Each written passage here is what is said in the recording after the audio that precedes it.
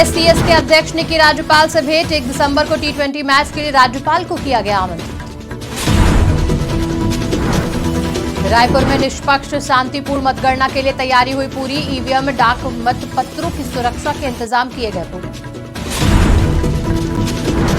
3 दिसंबर को छत्तीसगढ़ में होगी मतगणना। मतगणना से पहले सियासत तेज। भाजपा के घोषणा पत्र को देश में दिखाएंगे कांग्रेस। धान खरीदी के बीच किसानों पर बरसा कहर। बेमतारा में बेमौसम हुई बारिश से अन्नदाता परेशान। बिलासपुर में युवक ने नाबालिग लड़की से की छेड़छाड़। फोटो एडिट कर इंस्टाग्राम पर किया वायरल। नमस्कार, स्वागत है आपका आज की खबर में। मैं हूं आपके साथ रागिनी सिंह राठौर। रुक करते हैं छत्तीसगढ़ की बड़ी खबरों का। भारत और ऑस्ट्रेलिया के बीच T20 सीरीज का चौथा मैच रायपुर के शहीद वीर नारायण सिंह अंतर्राष्ट्रीय क्रिकेट स्टेडियम में 1 दिसंबर 2023 को खेला जाएगा।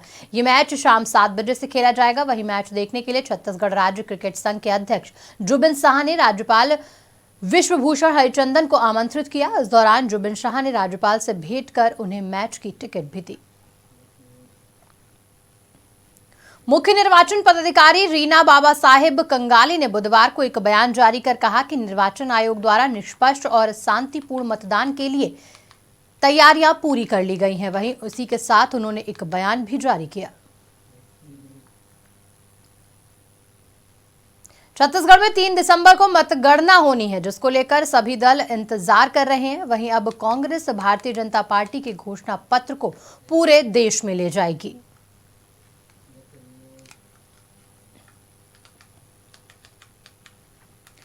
बेमतारा में बेमौसम बारिश से धान खरीदी केंद्रों में रखे धान को लेकर किसान की चिंता बढ़ गई। जिन किसानों ने अब तक धान कटाई नहीं की, उनकी भी परेशानी बढ़ गई है।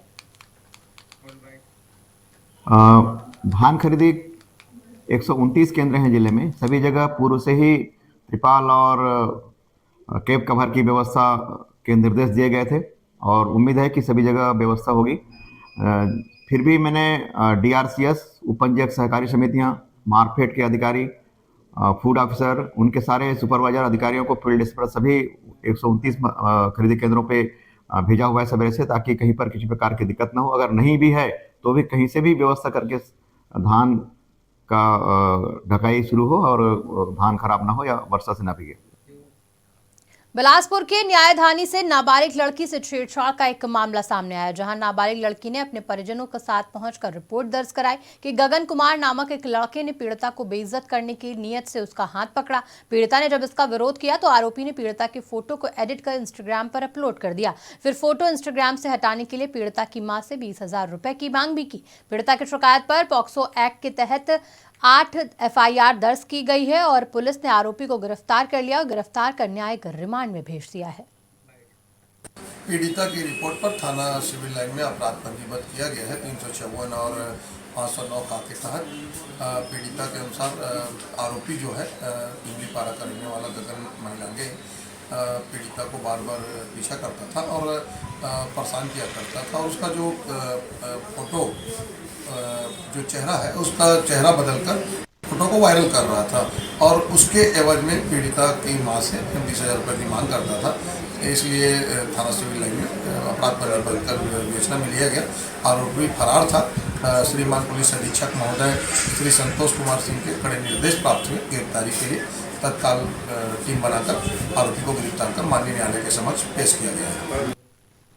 सरगुजा के मैनपाट में 2 बाइकों में जोरदार भिड़ंत हो गई। हादसे में 2 लोगों की मौके पर मौत हो गई, वहीं 3 लोग घायल हैं। हादसे की सूचना पर पहुंची पुलिस ने शवों को कब्जे में लेकर घायलों को अस्पताल में भर्ती कराया और आगे की जांच में जुट गई। बता दें कि अंबिकापुर से बाइक सवार 3 लोग मैनपाट जा रहे थे। वहीं दूसरी साइड से 2 बाइक सवार अंबिकापुर की तरफ से आ रही थी। इस दौरान मैनपाट के डाइवर्सिटी पार्क सपनादार के पास 2 बाइक में जोरदार भिड़ंत हो गई और ये हादसा हो गया।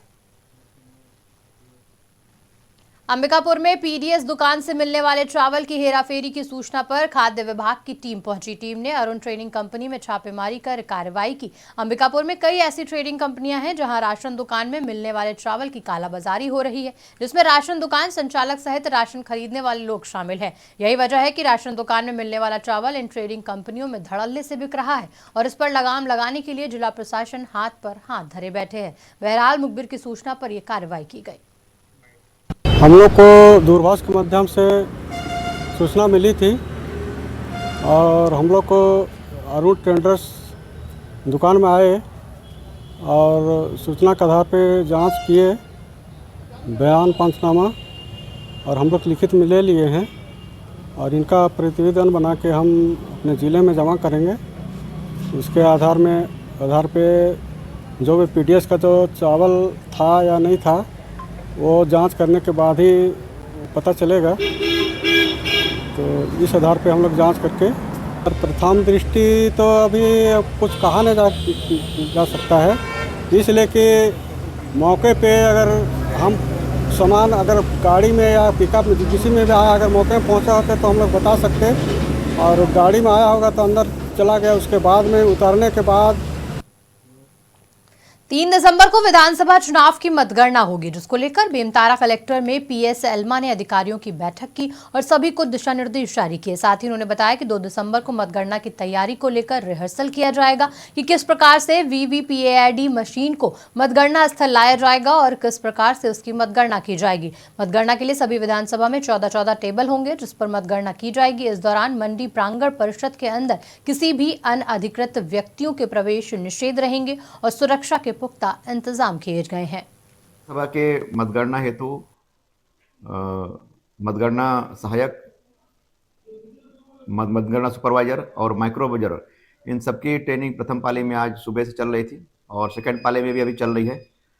सभी को अच्छे से पुख्ता से नियम प्रावधानों के अनुसार मतगणना कर सकें, इसके लिए पारंगत कर रहे हैं।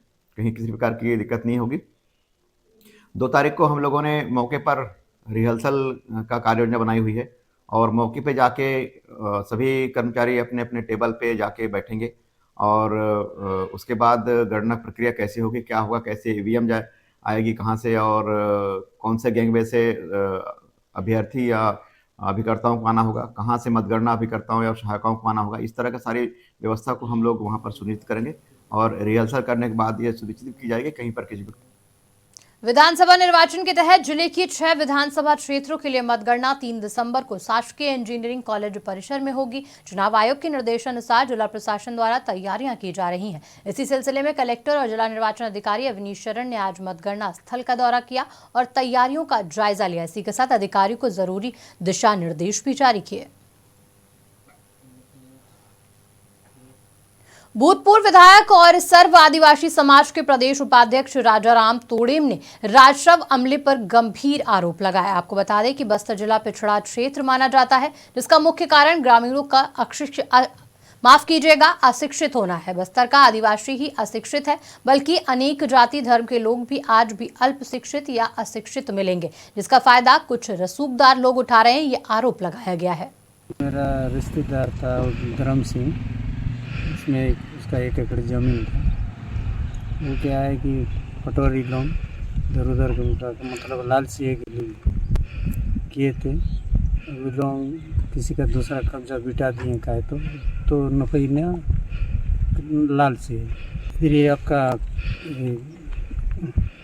फजलपुर पड़ता है, फजलपुर एरिया में आता है ना। अवगत कराया कि उन्होंने 1989 में रोनू पिता से जो है, रोनू पिता सोनू गोंड से जो है ना 1 एकड़ जमीन फजलपुर में खरीदा था और अभी जो है वो जमीन फजलपुर इलाके से गायब है और उसके पास पट्टा है और रजिस्ट्री पेपर्स हैं, धर्म सिंह के पास सब कुछ है। उसके बावजूद जो है तो उसको वो जमीन जो है पटवारी के द्वारा, राजस्व विभाग के द्वारा जो है ना दिखाई नहीं जा रहा, जिससे एक आदिवासी जो किसान है काफी परेशान है और वो ये चाहता है कि उसको जो है ना उसका जमीन किस जगह पे 1 एकड़ जमीन है फजलपुर के अंदर में, वो उसको दिखाया जाए। अन्यथा जो है वो आत्महत्या करने के लिए जो है अपने आप को इस प्रकार के कृत्य करने के लिए जो है ना वो मान रहा है। बोलता है कि भैया मेरा जमीन मिल नहीं रहा है और अब मैं क्या करूं, आप बताइए।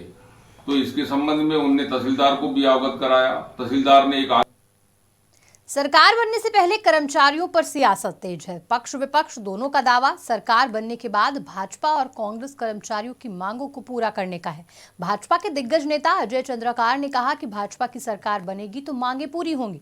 वहीं कांग्रेस के संचार विभाग के प्रमुख सुशीलानंद शुक्ला का बयान भी सामने आया। उन्होंने कहा कि सरकार के कार्यकाल में कर्मचारियों को 27% वेतन वृद्धि की गई है। बचे कर्मचारियों की कांग्रेस की सरकार बनते ही आगे भी वृद्धि की जाएगी। अब इस प्रश्न का कोई औचित्य नहीं है। हम सरकार बनाने के बाद जनहित में जो भी होगा वो सब करेंगे, कर्मचारियों के हित में होगा वो सब करेंगे। अब इस छत्तीसगढ़ में कांग्रेस पार्टी ने मतगणना के लिए अपनी तैयारियां शुरू कर दी है। मतगणना से पहले कांग्रेस पार्टी ने सभी जिलों में मतगणना एजेंट की नियुक्ति की है। उन्हें विशेषज्ञों के माध्यम से मतगणना की बारीकियों को समझाया जाएगा। इसके लिए पार्टी ने मास्टरमाइंड कार्यकर्ताओं की नियुक्ति कर दी है। कि पहले कांग्रेस पार्टी ने निर्णय लिया है कि हमारे सभी जिलों में जो हमारे मतगणना एजेंट होंगे उनको हम विशेषज्ञों के माध्यम से मतगणना की बारीकियों को समझाएंगे।